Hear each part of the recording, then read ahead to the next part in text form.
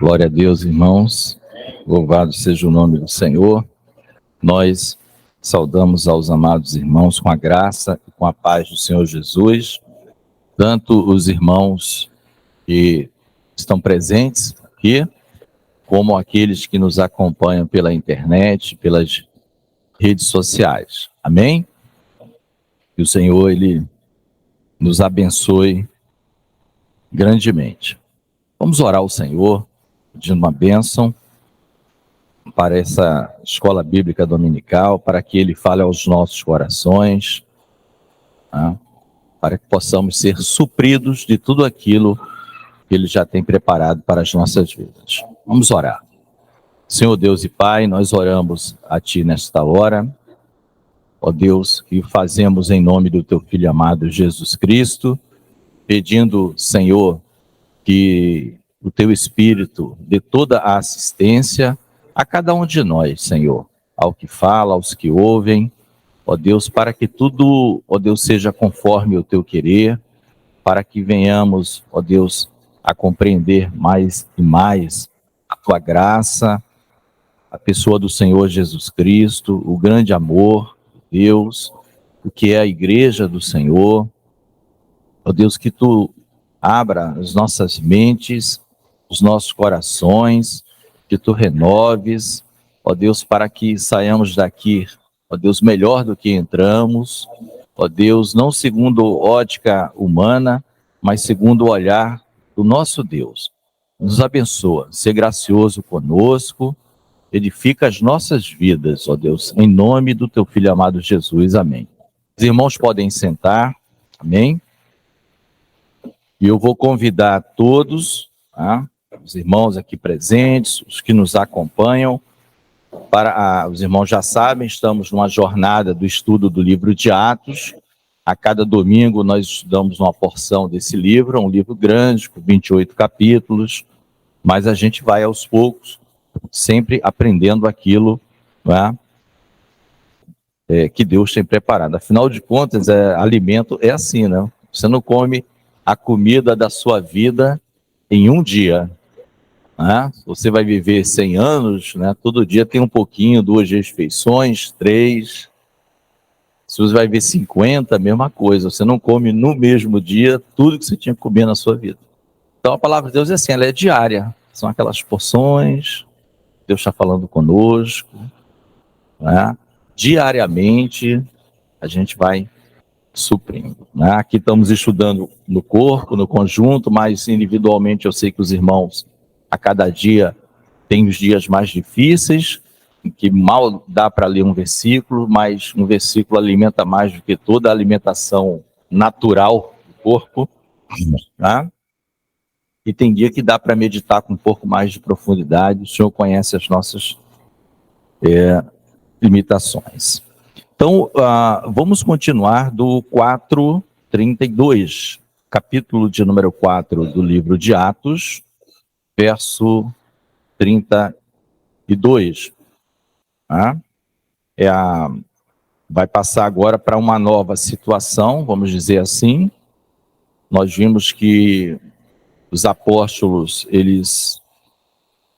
onde nós terminamos, oraram, né, porque eles foram soltos, e eles ali fizeram uma espécie de cântico de oração, de glorificação ao Senhor, e o Senhor, ao final daquela glorificação, o Senhor faz com que o lugar com que eles estavam reunidos se movesse, né, como se fosse uma resposta, um sinal de que Deus tinha ouvido a oração deles e que estavam com eles e que eles estavam cumprindo o propósito do Senhor.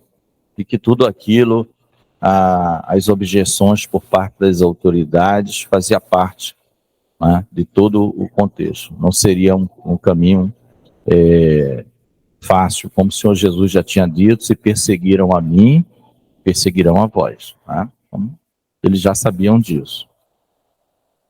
Então nós terminamos no 31, quando exatamente se move. Agora eu convido os irmãos a começarmos a ler do 32, tá? Nós vamos tentar nesta manhã ir até o 5:16. 4:32 até o 5:16. Amém? A palavra de Deus diz assim: e era o coração e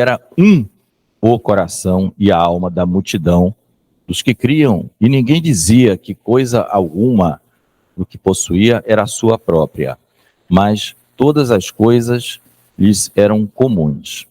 E os apóstolos davam com grande poder testemunho da ressurreição do Senhor Jesus, e em todos eles havia abundante graça. Não havia, pois, entre eles necessitado algum, porque todos os que possuíam herdades ou casas, vendendo-as, traziam o preço do que fora vendido e o depositavam aos pés dos apóstolos. E repartia-se a cada um, segundo a necessidade que cada um tinha. Então José, cognominado pelos apóstolos Barnabé, que traduzido é filho da consolação, levita natural de Chipre, possuindo uma herdade, vendeu-a e trouxe o preço e o depositou aos pés dos apóstolos. Mas um certo varão chamado Ananias, com Safira, sua mulher, vendeu uma propriedade e reteve parte do preço, sabendo também sua mulher. E levando uma parte, a depositou aos pés dos apóstolos.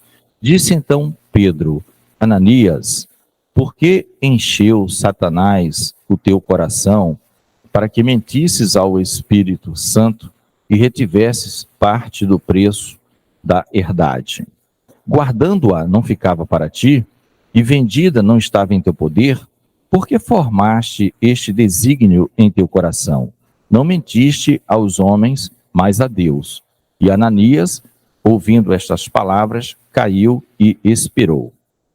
E um grande temor veio sobre todos os que isto ouviram. E levantando-se os jovens, cobriram o morto e, transportando-o para fora, o sepultaram. E passando um espaço de quase 3 horas, entrou também sua mulher, não sabendo o que havia acontecido. E disse-lhe Pedro, dize-me, vendestes, portanto, aquela herdade? E ela disse, sim, portanto. Então Pedro lhe disse, por que é que entre vós vos concertastes para tentar o Espírito do Senhor? Eis aí à porta os pés dos que sepultaram o teu marido, e também te levarão a ti. E logo caiu aos seus pés e expirou. E entrando os jovens, acharam-na morta e a sepultaram junto de seu marido. E houve um grande temor em toda a igreja e em todos os que ouviram estas coisas. E muitos sinais e prodígios eram feitos entre o povo pelas mãos dos apóstolos, e estavam todos unanimemente no alpendre de Salomão. Quanto aos outros, ninguém ousava ajuntar-se com eles, mas o povo tinha-os em grande estima. E a multidão dos que criam no Senhor, tanto homens como mulheres, crescia cada vez mais, de sorte que transportavam os enfermos para as ruas e os punham em leitos e em camilhas, para que ao menos a sombra de Pedro, quando este passasse, cobrisse alguns deles. E até das cidades circunvizinhas concorria muita gente a Jerusalém, conduzindo enfermos e atormentados de espíritos imundos, os quais todos eram curados. Até aqui, louvado seja o nome do Senhor. Amém, irmãos? Bem, a gente, né, no texto um pouquinho grande, que vai até o 5,16, mas cremos que dentro do tempo estabelecido para nós, até as 10 horas no máximo, a gente vai conseguir, né, abordar as questões. Tá? Então, a gente está vendo aqui, se a gente puder dividir, existem 3 grandes, nesse texto que nós lemos, 3 grandes, assim, macro partes, numa sequência.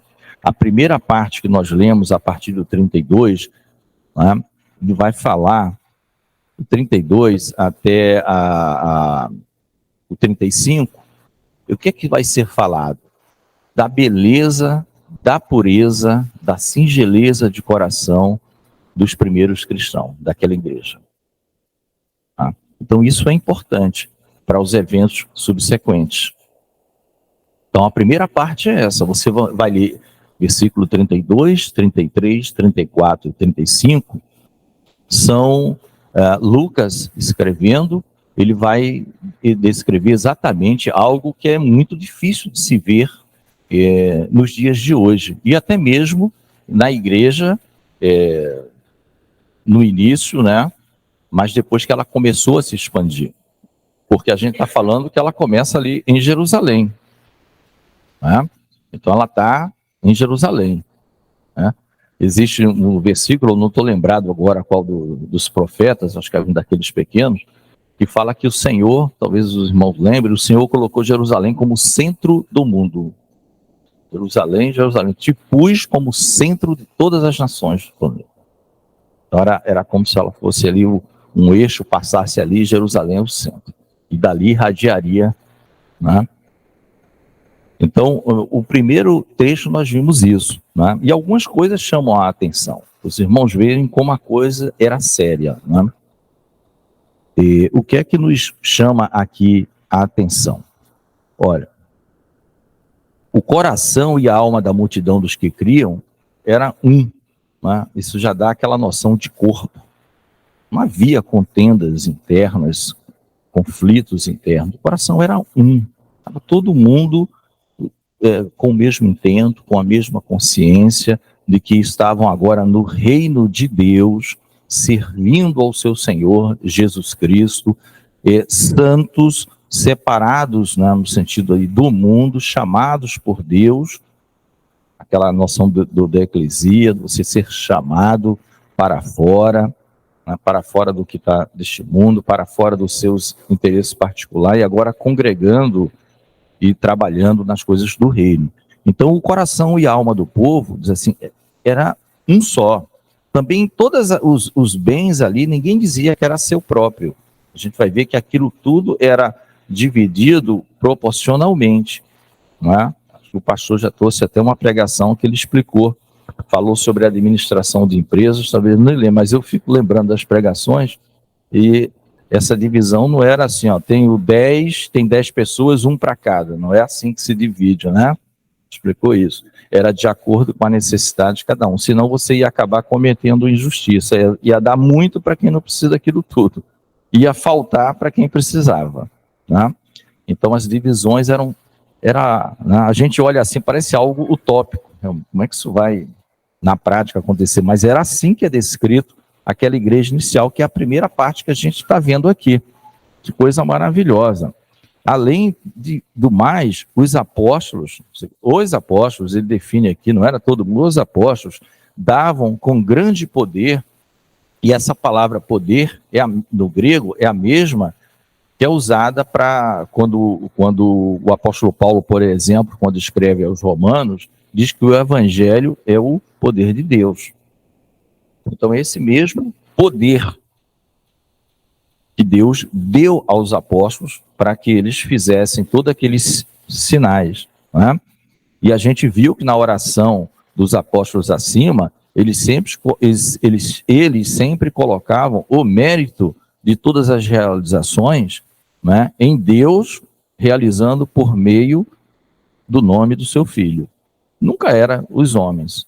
Os homens, eles entenderam bem. Somos vasos na mão do oleiro. Ele faz como quer. Mas o poder pertence a Deus, a glória pertence a Deus, né? A vida pertence a Deus. Né? A vida pertence a Deus. Então, esse poder tinha principalmente uma missão. Né?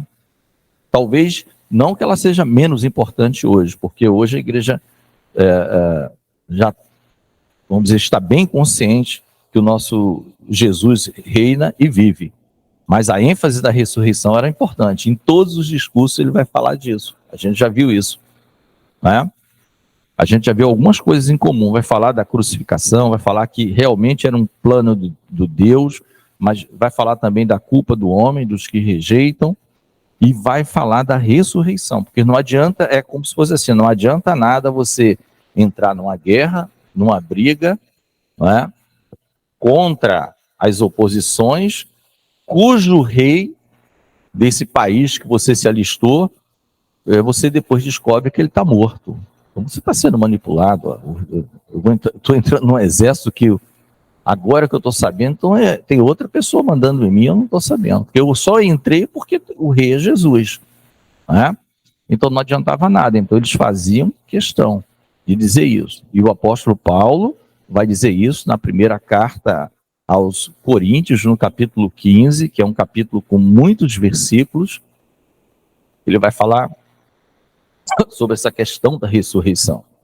Que se Jesus não ressuscitou, vã é a nossa pregação.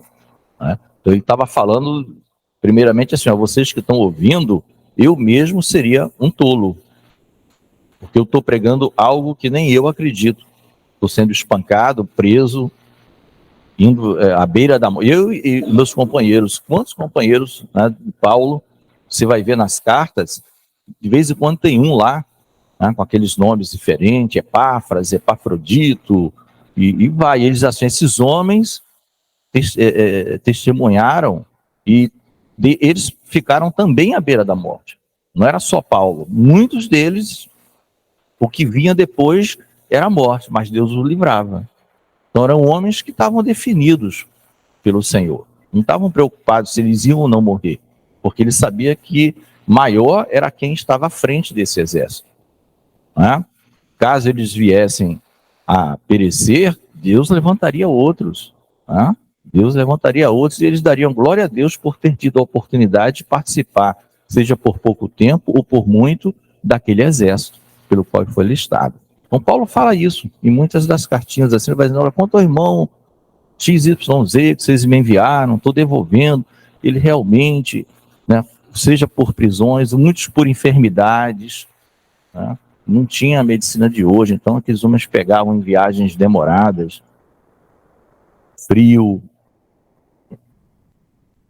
calor, por aí vai. Então havia esse poder. E o finalzinho do versículo aqui, do 33, é uma expressão muito bonita, abundante graça, né? Abundante graça. É o que mais nós precisamos. Precisamos de muita coisa, mas a abundante graça é maravilhosa. A abundante graça. É o favor do Senhor. Né? É o favor do Senhor. Né? A abundante graça. A palavra diz que quando a gente ama de verdade, quando a gente suporta as lutas por amor da causa de Deus, uma multidão de pecados é apagada. Multidão de pecados. Porque Deus está vendo. Né? Muitas vezes foi assim na comunidade de Israel. Por causa de movimentos de poucos, toda a comunidade era beneficiada. Né? E Deus atua assim nos nossos dias. Alguns se doam mais, mas não para que ele seja honrado, glorificado. Mas ele tem o amor de Deus na sua vida e ele sabe que aquele sofrimento dele não é vão, o Senhor. Ele vai trazer perdão, ele vai trazer muitas coisas, vai aumentar a fé das gerações seguintes. Olha, o teu avô, a tua avó, o teu pai, aqui a história dele, foi assim. Aquilo faz com que um neto, um bisneto, um filho, um irmão, um parente continue. Né? A gente não está vendo o que Deus exatamente está fazendo, deixa o Espírito fluir, ele vai operando. Então havia abundante graça. Olha, eu estou dizendo características de uma igreja que estava ali. O Lucas faz questão de dizer isso. Isso parece pouca coisa, mas não é, irmãos. É um negócio importantíssimo. Importantíssimo. Apenas a título exemplificativo, podia citar mais de um. Posso citar dois, mas existe um salmo de Davi, se eu não me engano, eu não recordo o número, mas depois que ele diz assim que a tua graça é melhor do que a vida. dentro do Salmo. A tua graça é melhor do que a vida. E na época de Davi, o que era a vida? Era a lei. Lembra da pregação do domingo passado? Da Nova Aliança? O pastor acho que postou hoje, né, pastor? Eu já deixei meu like lá, já fui lá. Tá lá. A tua graça, o teu favor é melhor do que a lei. Porque o homem sabia que a lei de Deus é perfeita, mas ele não cumpriu. Isso está num salmo. E num outro salmo, esse eu lembro sim, com alguma facilidade, porque ele é bem marcante, que é o Salmo 90. O Salmo 90 é uma oração de Moisés. Salmo 90 é a oração de Moisés, o varão de Deus. Tá? Se vocês forem na Bíblia de vocês depois, ele vai falar do que é o homem, ele vai dizer ali sobre a questão do 1000 anos como um dia também, nesse salmo. Ele vai falar do sofrimento da humanidade, como nós passamos rápido e como nós sofremos. E ele coloca tudo na mão do Senhor. Ele está falando como o povo de Deus. Eu sei que o Senhor nos fez passar por tudo isso, esse tipo de coisa. Mas o final do Salmo 90, ele vai pedir uma coisa a Deus. No final do Salmo 90. Seja, Senhor, sobre nós, ele não está pensando só nele, do povo dele, a tua graça. Seja sobre nós a tua graça. Você vê lá no período da lei, tá? No Salmo 90, não sei se alguém abriu aí, mas se abriu, pode ler essa parte, dona Helena, o microfone está aí, tá? Tá, a Claudinha pode levar lá, por gentileza, para dona Helena. Esse 17, né? É perto do final. Na minha diz assim, 17. Esteja sobre nós a bondade do nosso Deus soberano. Consolida para nós a obra de nossas mãos. Consolida a obra de nossas mãos. Amém. Em outras versões, está como bondade. Bondade. Né? Em outras versões, seja sobre nós a tua graça. Né? Formosura, ou seja, você está vendo coisas que vão como se fosse um favor, não é bem execução da lei. O Senhor olha para nós segundo nossos méritos da realização da lei, mas seja sobre nós a tua bondade, a tua misericórdia, a tua benignidade. Né? Então havia, o que havia ali? Abundante graça. A segunda aliança, né? Aliança em Cristo Jesus. Era abundante, sabe? Onde abundou, lá Romanos, né, o pecado, a violência, superabundou a graça. Então a graça de Deus é maior que todo esse mal, né? Mas nós temos que nos apegar a ela. Não havia, né, necessidade, porque havia a repartição dos bens, as pessoas traziam, e é importante dizer aqui, viu, irmãos, que isso que era trazido não era mandatório, você precisa entender isso. Era voluntário. Voluntário. Era, se você veio e tem propriedades, mas não trouxe nada, ou só uma parte, não tem problema nenhum. Ajuda com o que você quiser. Se você não quiser, também ninguém, né, era obrigado. Então eles viviam realmente, né, não sei se todos vão lembrar, talvez o pessoal que trabalha aí na área de ensino, Patrícia, Isabel, acho que está lá com as crianças, né? Tinha um filme muito antigo,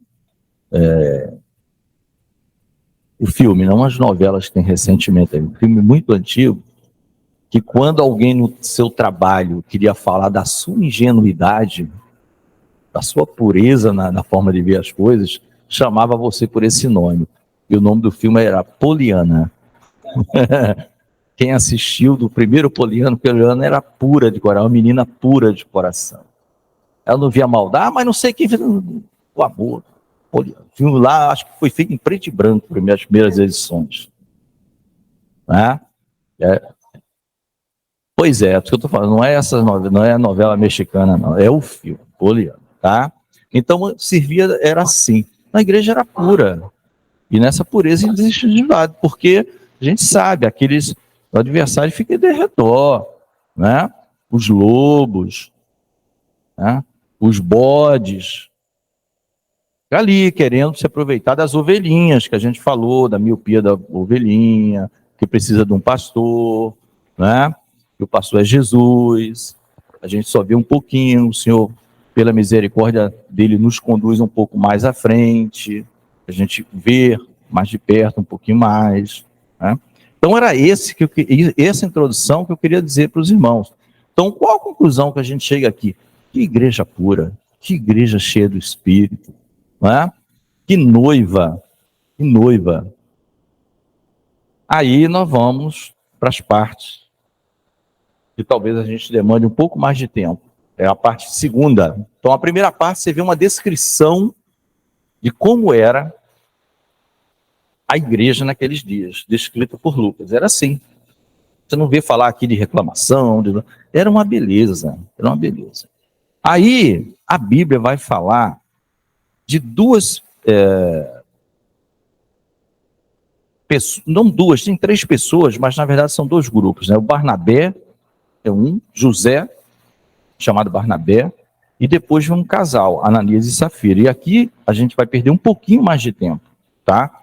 Perder não, eu ganhar, Quando eu falo perder, não faz sentido, né? Porque a gente estudando a Bíblia, perder tempo, não é perder tempo. Talvez o verbo, como eu não conheço bem, é despender, melhorou. Despender um pouco mais de tempo no estudo, tá, irmãos? E talvez não. Vamos lá. José, ele era, você vê como isso tudo que está acontecendo aqui vai para as próximas aulas, isso vai gerar de novo um ataque do Sinédrio. Vai gerar de novo. Porque o negócio crescia. Em amor, em respeito. Então, hoje nós não vamos falar isso, mas vocês vão ver aí, a partir do versículo 17, aquela interrupção que Pedro, no seu discurso, Pedro e João sofrem, isso vai ter, de novo, jamais esquematizado o negócio, tá? Devido a esse estado que estava acontecendo. Então, o José era um levita, cognominado, que era algo comum entre os hebreus, entre as pessoas, dá um certo nome às pessoas que traduzisse o que elas representavam. Então, esse José era um homem muito respeitado, e mais, ele era um levita. Então, isso deve estar incomodando muito quem era do sistema religioso, porque ele não era de qualquer tribo, ele era um homem a serviço das coisas da lei. Então, José era um levita. E lá no passado, só quem mexia nas coisas, né? Todos participavam, mas só quem podia mexer, a gente já viu, foi a tribo de Levi, que foi separada para isso, lembram? A tribo de Levi era a tribo separada para ser sacerdote, para montar e desmontar, seja o que fosse, os utensílios do templo, tudo isso, era a tribo de Levi. Era a tribo de Levi. Então você vê um levita convertido a Jesus Cristo agora. Então ele é um, mas tiveram mais. Está me incomodando, levitas, né? A gente vai ver ao longo do estudo do livro que tem principais de sinagoga em outras cidades se convertendo, gente. Principais de sinagoga de judeus se convertendo a Cristo. Então, a palavra diz que ele era natural de Chipre e ele possuía uma herdade, tá? E ele vendeu e trouxe o preço e deixou ali aos pés dos apóstolos, todo o coração. Né? Que fosse necessário, né? Quase sempre essa palavra, nessa versão que eu estou, herdade, ela se refere a campos, a lugares rurais, a terrenos, tá? Não necessariamente propriedades construídas, um imóvel construído. Mas tem mais a ver, é um bem, tá? É uma propriedade.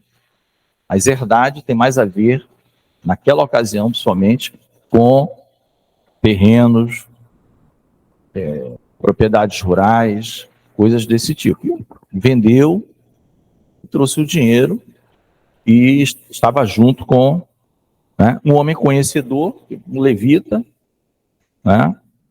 Tipo, conhecia toda a palavra, compreendeu a explicação toda, de que realmente o Cristo estava todo profetizado na... Mas aí, né, irmãos, vem a parte do capítulo 5, que vem com um mais. Tá? A gente já viu que quase sempre quando acontece essa... Mas é uma adversidade, é uma espécie de oposição ou algo contrário ao que foi dito em cima. Nem sempre. Pode ser também uma espécie de apenas uma ressalva. Mas aqui ela é uma oposição. A palavra diz que um certo varão chamado Ananias, com Safira, eles venderam uma propriedade e retiveram parte do preço. A gente leu no começo, né?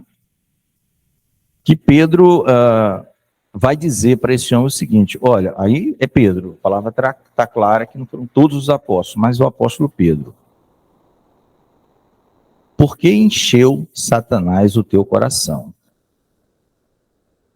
Para que mentisses ao Espírito Santo. E aqui tem algo interessante, né? No versículo 4, no 3, Pedro vai dizer para que mentisses ao Espírito Santo. E no versículo 4, no finalzinho, para quem que ele mentiu? A Deus. Então, né? A gente já viu que Jesus é Deus e a gente está vendo também que o Espírito Santo é Deus. Tá? Então, a palavra Trindade, ela não está escrita na Bíblia, mas você vai ver o tempo todo esses, tanto o Filho quanto o Espírito Santo, sendo atribuído essa palavra para eles como Deus. Tá? Pelo caso de ter retido parte do preço. E aqui é importante uma explicação, por isso que talvez leve um pouquinho de tempo. Pedro vai explicar o seguinte, olha, meu amigo, você não era obrigado a vender, você não tinha que vender, de onde você tirou isso? Tá? Você pode dar quanto quiser, caso vendesse também. Vendeu por 1.000, quer dar 10, R$1.000, quer dar 10...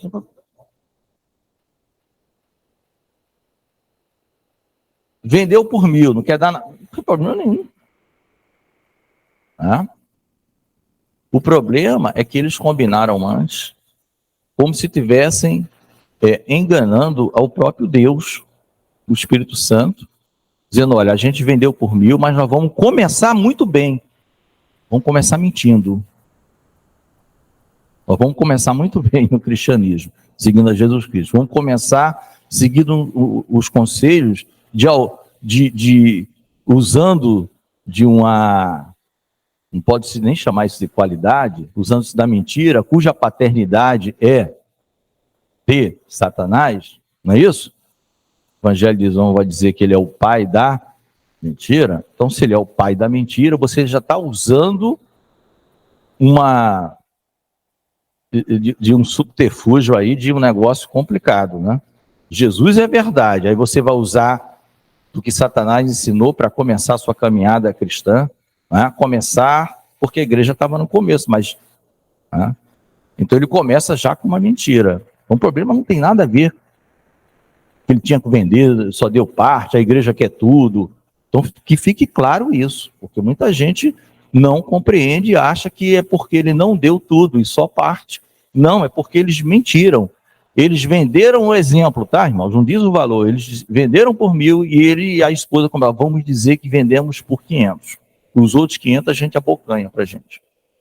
Isso leva a algo que é abominável, que é não só a mentira, mas a hipocrisia. Hipocrisia. Que o Senhor Deus, na pessoa do seu Filho Jesus Cristo, tanto combateu contra os fariseus, os saduceus, os líderes espirituais, que sempre estavam impecáveis nos seus ternos e gravatas da época, né? Eram outras roupas diferentes, um negócio lá tinha umas cordinhas, até hoje ainda se vê, de vez em quando alguns judeus ortodoxos usam umas pontinhas com as bolinhas no final. Né? acho que é Filactélios, o nome disso, né? Mas esquece. Hipocrisia. Por quê? Porque ele viu o seguinte: o pessoal que dá, que tem mais posse, porque ali tem gente com posse e gente sem posse. Gente que chegou ali sem nada, não deu nada, mas estava na mesma comunhão. A gente viu a singeleza de coração aqui, a pureza de coração. Então Deus está muito feliz com aquela comunidade. Então Ananias e Safira, quando faz isso, eles não só estão mentindo a Deus ou achando que podem mentir para Deus, né? Deus não. A mentira é do seu ponto de vista, Deus sabe. A mentira é do seu ponto de vista, ela é citada assim porque é como você está vendo. Ele achava que não estava mentindo nem para Pedro, ele estava conseguindo ser tão esperto que ele estava mentindo para Deus. Ele e a esposa. Né? Aqui você vê a avareza, aqui você vê hipocrisia, né? E reteve parte do preço. E aí, isso foi grave. Isso foi grave e é importante que a gente vai ver que isso vai acontecer com a esposa dele também. Né? Eles vão morrer. Mas você não vê uma ordem de peso. Você vê assim, Ananias, ouvindo estas palavras, caiu e expirou. Dona Helena quer falar? Isso. Rapidinho. Sim. E assim, no entendimento que eu tive, foi que as pessoas faziam tudo de livre, espontânea vontade, de todo coração, independente de qualquer coisa. E aí, no caso também daí do Ananias e Safira, foi querer, assim, aparecer. Isso. Tipo... Não, pois é, eu já que todo mundo está dando, a gente também precisa tá dando, tipo... Não, e aí provavelmente era muito. Né? Só que o combinar da parte do preço foi um problema, né? Porque eles, na verdade, queriam, com essa venda, mais ser destacado, ser né? destacado. Se destacar tanto quanto os outros, sem haver necessidade, né? Perfeito. Que, na verdade, a hipocrisia perfeita. Ninguém estava pedindo aquilo, mas o tipo... Então, muitas das vezes até tem que ter cuidado, né? Com a situação de não se deixar ser empolgado pelo que o outro faz. Sim. E querer, né? Perfeito, dona Helena. Porque o que aqui o apóstolo Paulo fala? Que cada um, né, contribua conforme suas posses, mas tudo tem que ser feito de maneira voluntária, com amor. Não é uma questão de competição. Não sei quem dá mais, não sei quem dá menos. Não é essa competição. Se esse é o intento que está no coração da pessoa, tá tudo, ela precisa se consertar. O pastor Carlos quer falar. Saúde, irmãos, com a paz do Senhor Jesus, amém, irmãos? Amém, irmãos. Esse texto, né, esse bloco de texto que a gente está analisando, tem muitas coisas que a gente precisa observar, né? Uma delas é a questão de que aquelas pessoas que estão exercendo algum tipo de liderança na igreja, elas precisam estar muito atentas ao que está acontecendo, para que certas atitudes, certos atos, certos pensamentos que são errados não permeiem a igreja de forma desapercebida e entre e cause mais problemas, né? A segunda questão que é interessante observar é que, segundo o entendimento da maioria dos teólogos e dos livros, né, os irmãos agiam assim no início da igreja porque esperavam uma volta iminente de Cristo, né? Então, uma vez que eu aguardo esta volta, não tenho por que reter bens, uma vez que eu não vou ficar aqui. Perfeito. Né? Então, se dividia tudo, né? E se vivia ali aguardando essa volta de Cristo, né? E é interessante notar que sempre que tem o trigo, o joio vai aparecer ali no meio, né? Sempre que você tem uma igreja voltada com coração e propósito para esperar a volta de Cristo, o inimigo ele faz questão de semear ali no meio aqueles que vão deturpar esse pensamento, né? E perverter essa ideia de pureza, de congraçamento, né? E ao longo dos anos nós vemos aonde isso vai terminar, né? A igreja de hoje é uma igreja muito corrompida, e falo isso para vergonha nossa, povo de Deus, né? Isso tem um início lá atrás, né? Porque é notório, se você for observando no próprio livro de Atos, você vai ver que começam a entrar pessoas no meio da igreja com o propósito de deturpar a fé e fazer do evangelho uma forma de ganho pessoal, né? E não raras vezes essas pessoas elas começam a ganhar notoriedade, né? Onde na realidade as pessoas deveriam olhar e falar: não faz sentido, esse não é o evangelho verdadeiro, não é o evangelho original, não é aquilo que o Senhor anunciou. E uma outra questão, se a gente leva em consideração que os irmãos tinham esse pensamento, é a questão de que Ananias e Safira, de repente, já estavam no convívio da igreja há algum tempo. E de repente eles houvessem, de certa forma, tirado vantagem desse convívio, dessa divisão de bens, percebe? Desse estar ali, né? De fazer parte desse corpo. Perfeito. E agora chega um momento onde, poxa, é a minha vez de contribuir para isso. O que eu faço? Né? Só que eles não estão na mesma visão que o resto do povo está. O povo está ali, fazendo essa divisão, esperando a volta de Cristo.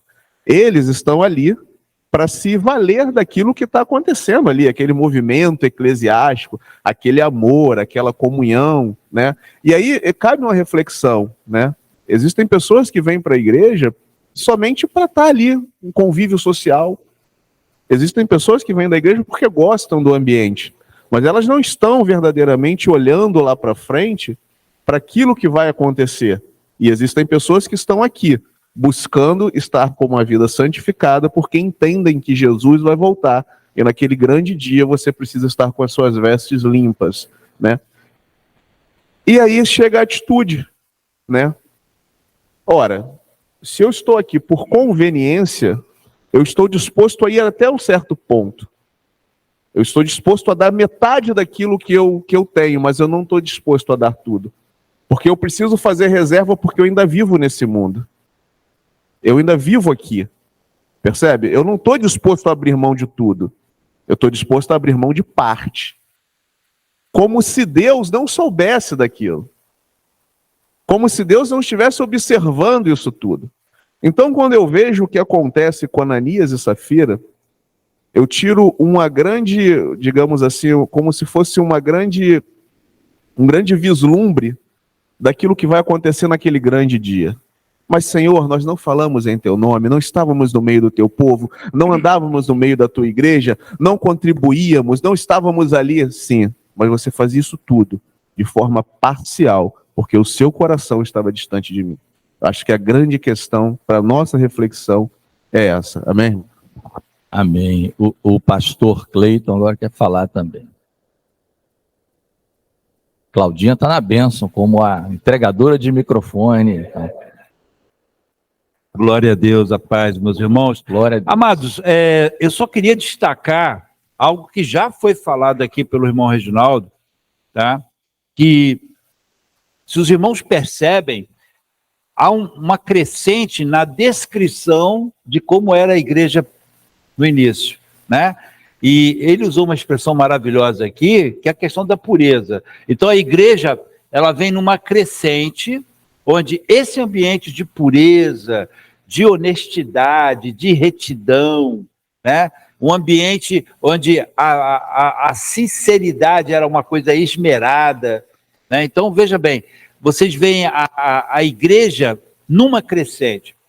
Então você tem esse lado de um ambiente não perfeito, né, porque somos humanos, mas um ambiente onde havia uma busca sincera e efetiva, né, para esses valores. Então a igreja caminhava nessa direção porque ela percebia isso, que isso era o certo, era o que tinha que ser feito e tudo mais. Por outro lado, tinha essa questão que o Carlos colocou, né, que o pastor Carlos colocou, em relação a que os dirigentes da igreja, aqueles que estavam na responsabilidade de conduzir o rebanho, tinham também que ter uma percepção, né, equilibrada, evidentemente, mas sempre tentando manter esse ritmo, não deixando que esse ritmo fosse quebrado. E aí a gente vê uma coisa maravilhosa ali.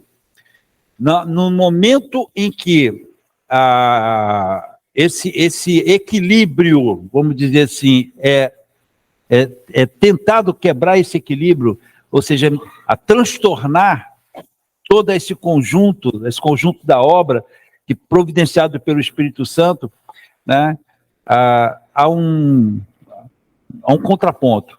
Ou seja, vem duas pessoas que são do meio, que estão ali dentro, mas que agem em hipocrisia.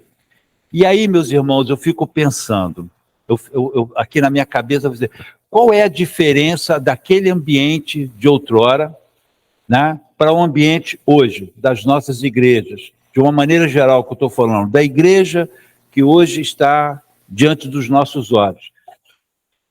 Naquele tempo, duas pessoas agiram em hipocrisia e foram penalizadas com a própria morte.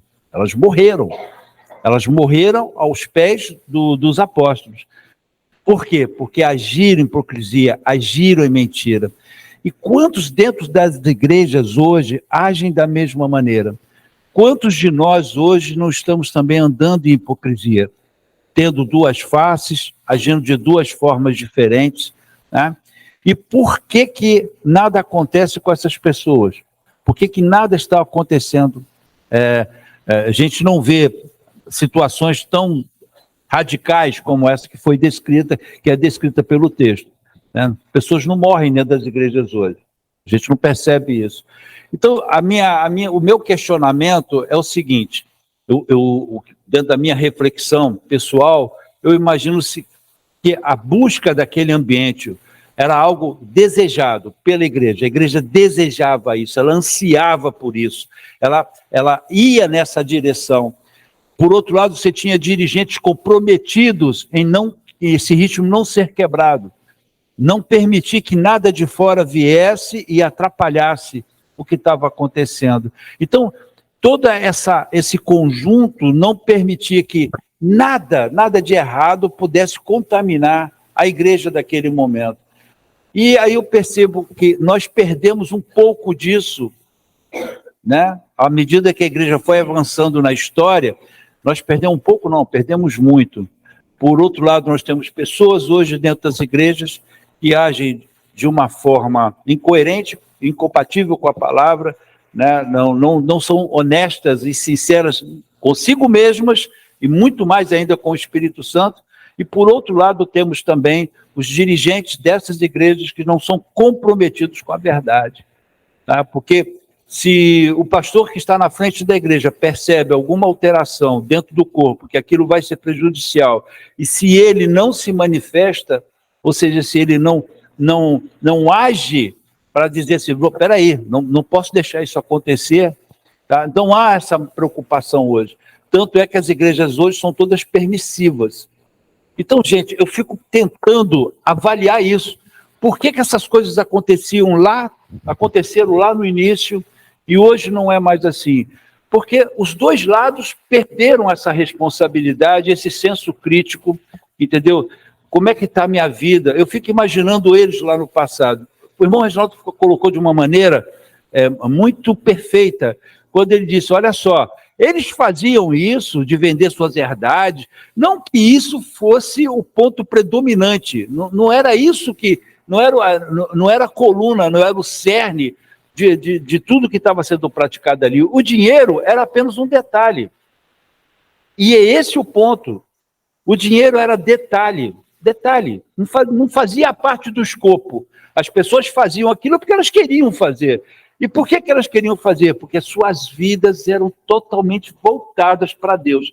Então, eu fico imaginando um ambiente assim. Tentem imaginar um ambiente com esse sentimento, com esse teor, com essa responsabilidade, e eu não consigo mais perceber isso nos nossos dias. A gente não vê isso mais, nem por parte de quem está dirigindo e também nem por parte do corpo. Então, essa reflexão, ela tem que vir, porque a coisa é séria, irmãos. Nós estamos lidando com quem? Com o Deus Todo-Poderoso. E será que ele está tolerando? Isso é por tolerância? O que está rolando agora para essas coisas não estarem ainda acontecendo? O que está faltando? Né? Para que, não sei se os irmãos estão conseguindo entender, mas eu fico tentando imaginar um ambiente como esse descrito aqui, tá? E o ambiente que hoje nós temos nas nossas igrejas. Talvez, hein, pastor, completando, seja isso porque Deus está tolerando, que é outro ambiente. Porque se fosse esse puro aqui, ia cair um monte de gente. Bom, primeiro, agradecer ao pastor Carlos e ao pastor Cleiton, que eles pouparam muita coisa que eu, além de poupar, que eu já ia falar, muita coisa, principalmente o Carlos ali, eu acho que o senhor Arquimedes quer falar, né, senhor Arquimedes? Só um minutinho, tá? É só passar o microfone para o senhor Arquimedes, mas além de poupar, eles... Por isso que no momento que eles estavam falando, eles não devem ter visto, mas eu estava fazendo assim para os membros, ó, ouvidos, ouve o que eles estão falando, que era o que eu ia falar, só não vou repetir. Já estava, é isso que o Espírito quer que fale. Eu fiquei assim, não fiquei? Quem viu ficar assim com o ouvido? Ou seja, ouve lá o que ele está fazendo, porque, tá? Senhor Arquimedes. A paz do Senhor. Paz do Senhor. Realmente, conforme disse o pastor Cleiton agora, hoje em dia eu vejo assim, não morre ali na igreja, ninguém morre por enganar, mas espiritualmente morre. É como disse o pastor Carlos agora, um dia nós vamos estar na presença de Deus, e lá nós vamos falar, poxa, então nós fizemos isso, fizemos aquilo, e ele vai falar, pasta de nós, porque ele está vendo que as pessoas realmente enganam, né? Não são justas com a palavra de Deus, mas a morte pode ser espiritual. Eu acredito que seja espiritual. A pessoa pior, está né? na igreja pensando que não está fazendo nada, porque Deus está vendo. Obrigado, senhor Arquimedes. É verdade, a ênfase que ele está dando na questão interior, né? Exatamente. Acho que a Claudinha também quer falar. Tá. É rápido, é que os irmãos estão falando e é uma coisa que me chama a atenção nessa passagem, porque nesse ambiente todo dos primórdios da igreja com os apóstolos... Tanta singeleza e pureza, né? Pureza. Coração, tudo. A palavra sendo dita, grandes milagres sendo acontecendo, e mesmo assim as pessoas com dureza de coração e não conseguiam entrar no coração deles, tudo aquilo que estava sendo falado. Então isso já vem desde a época de Jesus, né? Então, hoje em dia não é diferente. É uma coisa que eu sempre falo com os irmãos aqui. A palavra sempre está sendo pregada, está sendo ensinada, mas parece que não entra na cabeça, no coração, sei lá, nos ouvidos. Vem. Eu não, como aproveitando aqui o pastor Carlos, na verdade vem antes de Jesus, mas a gente não fala antes de Jesus, porque Jesus é eterno, mas antes dele, do verbo se fazer carne, vamos dizer assim, né? Ficou melhor. Passei na prova. Mas para não falar antes de Cristo. A título exemplificativo, tá, irmãos? Vamos citar para aproveitar o tempo. Mas uma coisa que pelo que eu entendi já aqui dos irmãos, e era uma coisa que eu ia levantar, mas pelo que eu estou entendendo, vocês entendem como eu, é sobre a situação desses dois, o destino deles. É um tema que também é um pouco debatido. Que eu acho que por unanimidade nós vamos descartar, com o devido respeito aos hipergracistas, vou chamar assim, o qual nós temos falado aqui sobre essa questão de hipergraça, né? Então tem gente que vai dizer, não, Deus é amor. Isso é sério, isso acontece. Eu já vi artigos escritos sobre isso.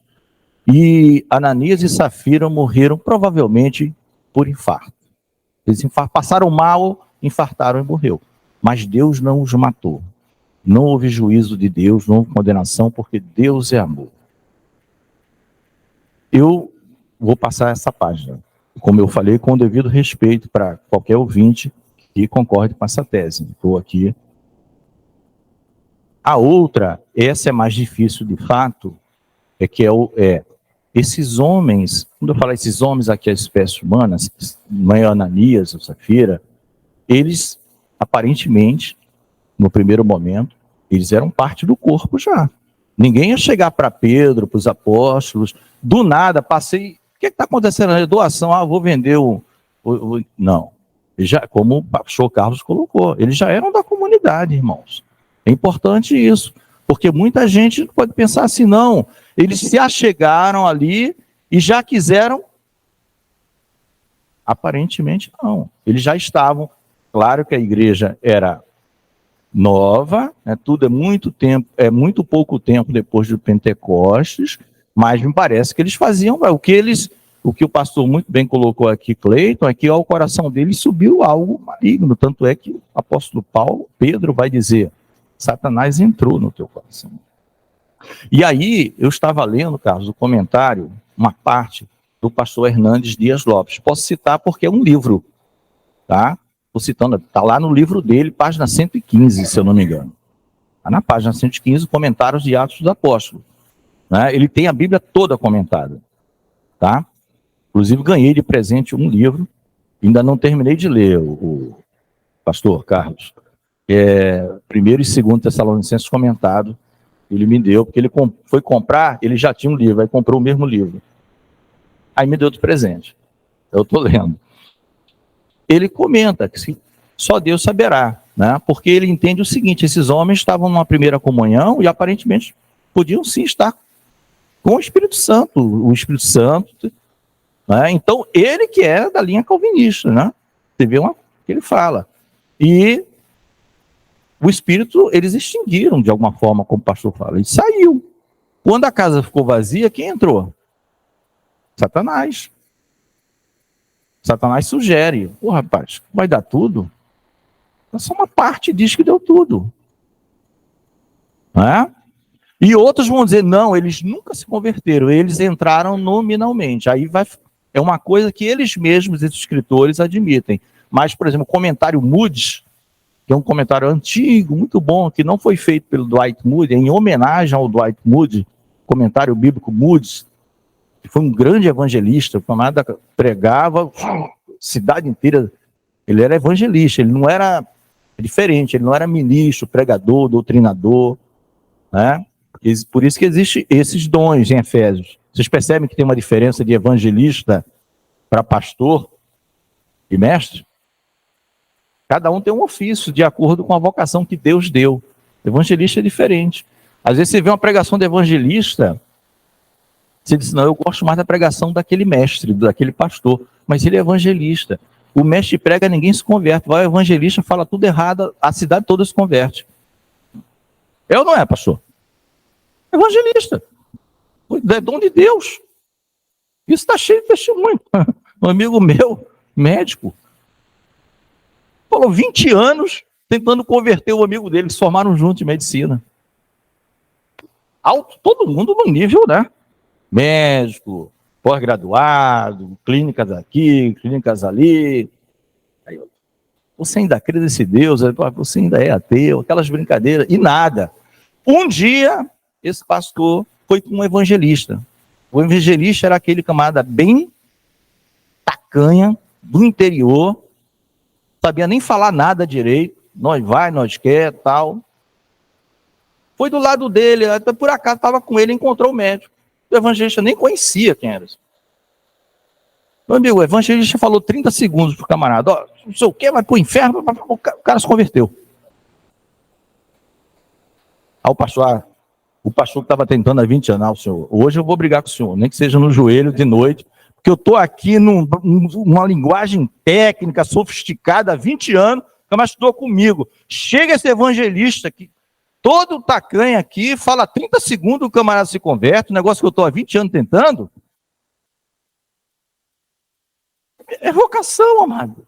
É ministério. Não. Entendeu? Não sou eu, não é A, não é B. Né? Tem um amigo meu que dizia assim, pastor, evangelista enche igreja, chega o pastor, corta pela metade. Pum.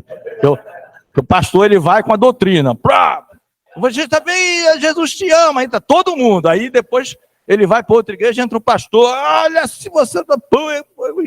Começa a sair.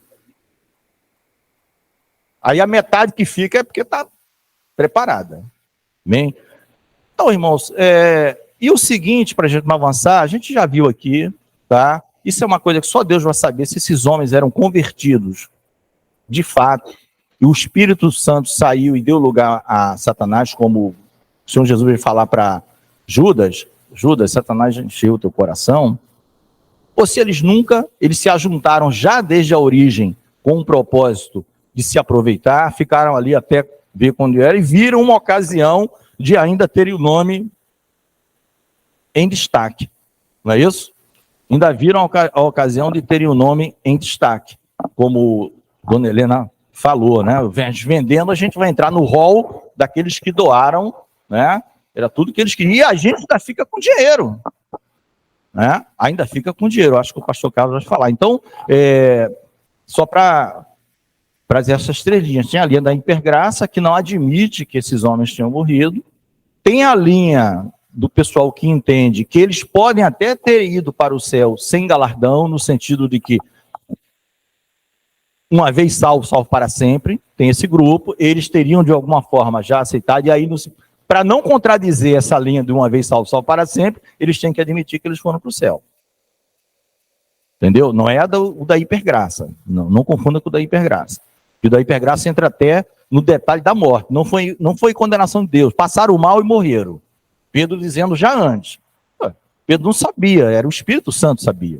E Pedro estava cheio do Espírito Santo. Pastor Carlos. É rápido, irmãos. Dentro dessa linha que o irmão Reginaldo colocou, que tem algumas pessoas que falam, não foi uma ação do Espírito, não foi algo de Deus, mas foi só um infarto. Eu tenho observado que existem muitos, principalmente comentaristas e teólogos, que têm ido numa linha de esvaziar o Evangelho, onde nada é milagre, tudo é uma coincidência, tudo é um fato histórico, que alguma coisa aconteceu, Jesus nunca esteve em Belém, né, não tinha 12 apóstolos, tudo é mentira, né? E aí você esvazia o Evangelho, né, e aí fica só como se fosse uma anedota, uma crônica, uma história qualquer. E não é assim que nós cremos, irmãos. Cuidado com esse tipo de coisa. Tem muita coisa assim na internet, né? Principalmente a questão do tal do Jesus histórico, né? Daqui a pouco vão falar que Jesus tem uma família por aí, que abandonou lá, porque é nessa linha que as pessoas estão seguindo. E aí eles usam de subterfúgios do tipo, não, é porque no aramaico está escrito assim, e essa palavra quer dizer também isso, e aí vai te enredando naquilo, e quando você vê, você não acredita mais no Evangelho. Eu tenho alguns comentários bíblicos, e eu falo isso para os irmãos, até para ler comentário, né, igual o irmão falou, do Hernandes Dias Lopes e tal, a gente lê esses comentários, mas a gente sempre tem como base a palavra de Deus, tá? Então é sempre importante a gente ser crítico naquilo que nós estamos lendo. Excelente. A gente sempre repete aqui, a gente está falando da salvação das nossas vidas. Uma doutrina errada, um pensamento errado que a gente guarda no coração e passa a viver por aquilo, vai ter consequência, né? Então, tem comentários que eu tenho lá em casa que eu leio aquele comentário e fico assim, meu irmão, esse cara não crê em Deus. Ele não crê no poder de Deus. Porque o cara questiona tanto o que Jesus fez, ele não é qualquer um, não. Ele questiona Cristo. Será que Cristo realmente... Será que esse cara realmente era cego? Aí tu fica assim, meu irmão. Percebe? Então, irmãos, tome muito cuidado com isso, amém? Amém. Tá?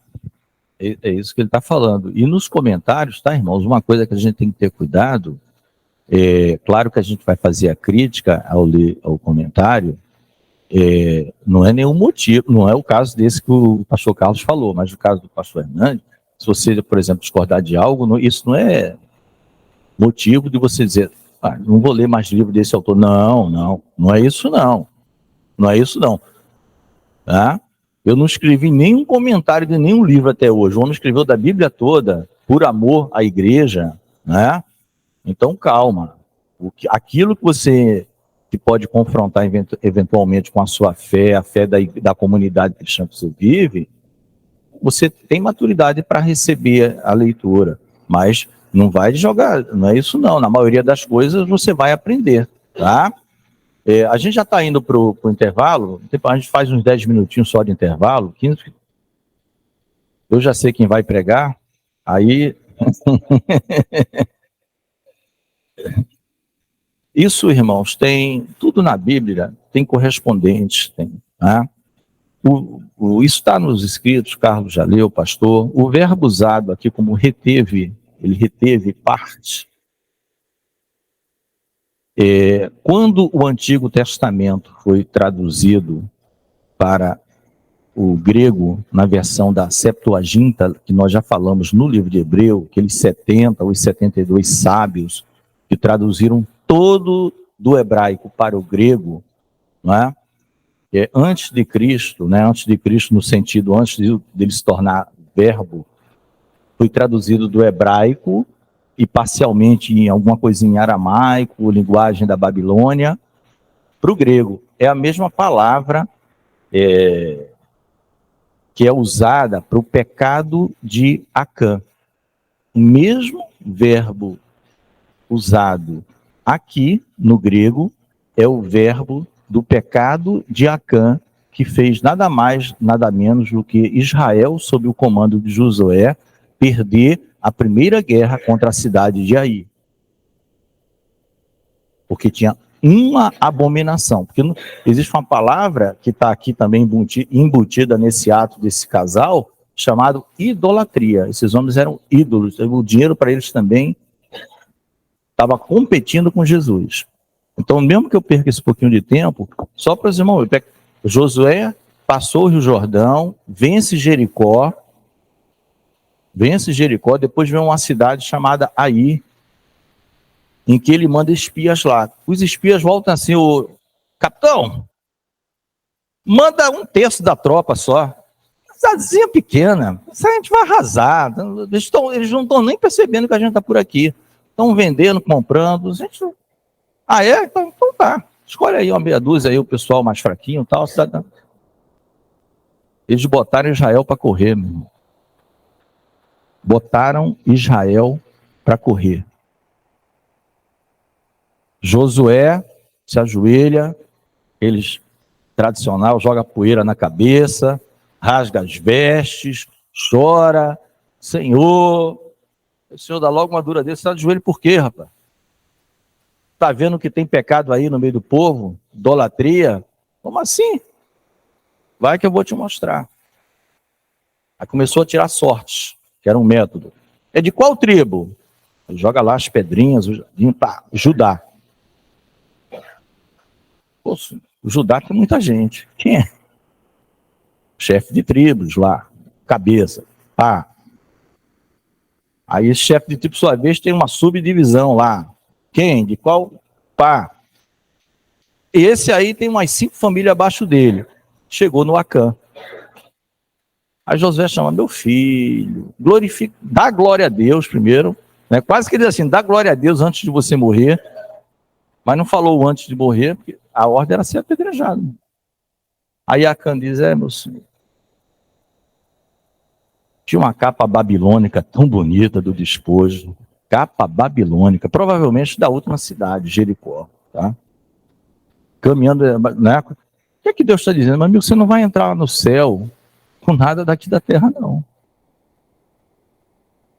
Tem um ídolo no teu coração competindo com o céu, que você quer levar para o céu. Ele separou ouro, capa babilônica e pedra. O que era que tinha que ser feito com o despojo de guerra? Tinha que ser dado para os capitães, quase sempre era usado para os trabalhos dos artífices, todo metal. E tinha coisa que não podia ir com o povo, não, isso aí deixa, nem despojo é.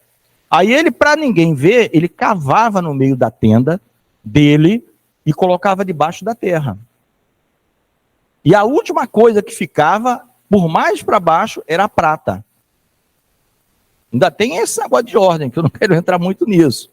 Vamos falar muito de tipologia e tal, né? Porque muita gente fala que a prata, ela sempre aponta de alguma forma para a redenção, para a salvação, essas coisas de prata. Mas, por quê? Porque Jesus foi vendido por 30 moedas de prata. Ainda era a última coisa. Além dele ter furtado, a palavra é essa, é roubo. Isso aí foi roubo.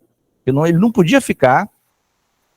E se ele não doou, então muitos vão dizer, olha, faça uma comparação quando você lê Ananias e Safira com a derrota do povo de Israel de não ter conquistado a cidade de Acã.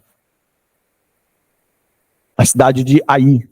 Porque havia contaminação no meio do povo, e disse, olha, não dá para vencer guerra assim. Ouro, prata e capa babilônica, tudo que Deus abominava. E que podia ser usado, sim, pelos artífices para fazer peças para reposição, qualquer coisa desse tipo, no templo móvel, que era o tabernáculo. Tá, irmãos? Vamos ficar de pé. Então, o verbo é o mesmo, tá?